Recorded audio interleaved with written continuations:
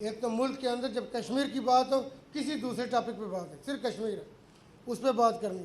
जब हम मुत्तहिदों के बात करेंगे फ़र्क पड़ेगा।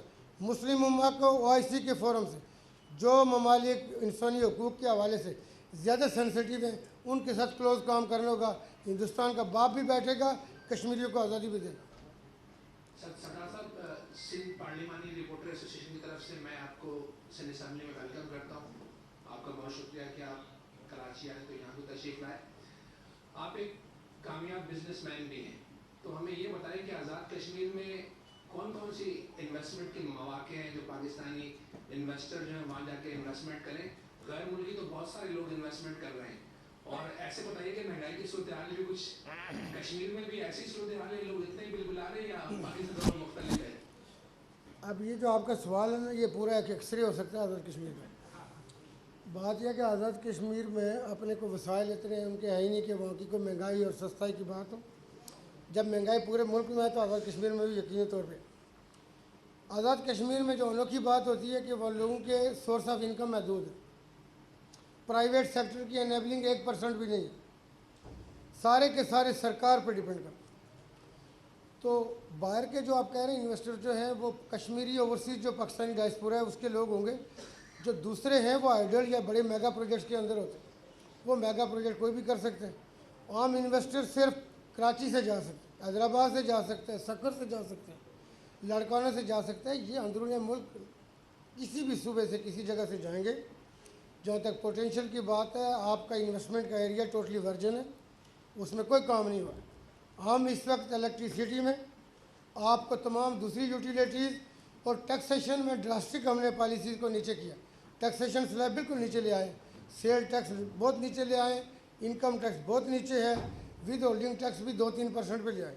आप कोई भी इंडस्ट्री लगाइए, हमारे 2 डिवीज़न हैं जो 7 अजला हैं, इन 2 डिवीज़न के 7 अजला में हमारे पहाड़ी इलाके ज़्यादा हैं, उसमें काटेज इंडस्ट्री का बहुत पोटेंशियल मौजूद है। हमारा जो साउथ का डिवीज़न है आज़ाद कश्मीर के 10 अजला में बहुत दूर दूर है, इतना ही होता है जितना मुजफ्फराबाद से पिंडी है, पिंडी से कोटली जंक्शन ज़्यादा टाइम लगता है। बल्कि तो इस इलाके में हमारी बड़ी इंडस्ट्री, मीडियम इंडस्ट्री लग सकती है। मीरपुर में, कोटली में CPEC रूट भी है हमारा, हमारी GT रोड मोटरवे सारी कनेक्टिविटी हो रही है इसके ऊपर, अच्छी चीज़ है। तो जिस एरिया में कराची वाले आएंगे हम वेलकम करेंगे। अगर आप यहाँ 35% टैक्स देना पड़ता है, आज़ाद कश्मीर में 9%, और आपको 2-3 रुपये बिजली पर यूनिट सस्ती मिल जाए तो और आप बिज़नेस आधा यहाँ करते रहे, रिटर्न आप हमें दें। ये बिजनेस मैनेजर अलीम भाई समझाएंगे लोगों को कि सरदार साहब ये बताइए कि अब जरा एक सियासी सवाल आपसे हो जाए।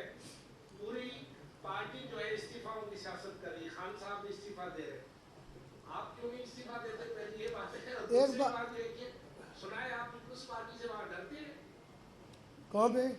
आज़ाद कश्मीर में कहते हैं कि अच्छा, आपका सवाल था, मैंने कहा था ना।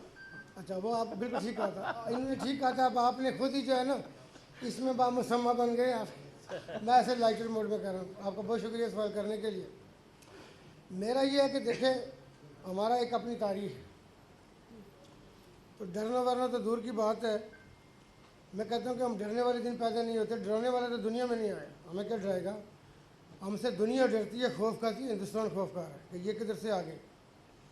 बात ये है कि देखें, मैं सियासत के अंदर कुछ अपने उसूल रखता हूँ। आज आपके प्रेस क्लब में भी सवाल हुआ था, मैंने ये कहा कि देखिए, मैं आज़ाद कश्मीर में भी 2-3 दफ़ा टकराऊँ और ठीक टकराऊँ, फिर अपोजिशन को, फिर उस पर भी धुआं उठ गया काफ़ी। मैं अक्सर बात करता हूँ, टर्म मशहूर हो गया आज़ाद कश्मीर में, मैंने कहा धुआं उठेगा।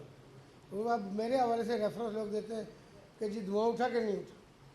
तो वो चूँकि मजबूर करके मैं देखें एक अपने उसूल के अंदर रहते हुए तहजीब के दायरे में मैंने कहा जी पिछली हुकूमतों ने, PTI पहली दफ़ा हुकूमत में आई है आज़ाद कश्मीर में, हमने कहा कि पिछलों ने करने की कोशिश की होगी, हालात ठीक नहीं होंगे। मैं उनकी तनकीद करके अपना टाइम ही पास करना चाहता हूँ। हम काम करेंगे, कल आप खुद तारीफ़ करेंगे, तो लिहाजा किसी पे तनकीद करने से फ़ायदा नहीं। हम अपनी प्रोग्रेस और परफॉर्मेंस से, हमारे पास नामसाइद हालात के बावजूद आज़ाद कश्मीर गवर्नमेंट ने जितने काम किए हैं वो किसी ने पिछले 30-40 साल में नहीं किए, जो काम हम कर रहे हैं। बाकी जमहूरियत में पार्टियों के साथ आपके लिए आपके डायलॉग्स होते हैं, हम डायलॉग पे यकीन रखते हैं। पार्टियों में जहाँ तक आप इसकी बात कर रहे हैं, आज़ाद कश्मीर का और यहाँ का सिस्टम में एक फ़र्क है। आज़ाद कश्मीर में अभी आई हुकूमत, लेकिन वहाँ पे PTI आखिर पे आई, चूँकि मैंडेट मिला PTI को, पिछली जब गवर्नमेंट इमरान खान साहब थे वहाँ पे PMLN की हुकूमत थी, राजा फारूक कदर खान साहब प्राइम मिनिस्टर थे। जो इंटरेस्टिंग बात थी कि इमरान खान साहब ने 7 अरब प्लस उनको एक्स्ट्रा दिए। इमरान खान साहब ने गलगित के लिए 370, आज़ाद कश्मीर के लिए 500 अरब की अप्रूवल दी कि यानी एनुअल डेवलपमेंट का जो बजट है उससे एक्स्ट्रा इनको पैसे दें ताकि इनका काम हो सके। तो बात यह है कि वहाँ दूसरी हुकूमतें थी। आप जो इसके इस्तीफ़ों की बात से हट के मेरा ये ख्याल है कि आपको इत्तेहाद और यकजहती की बात करें। हमारे हुकूमत के अभी 4 साल रहते हैं, हम इंशाल्लाह पूरे करेंगे।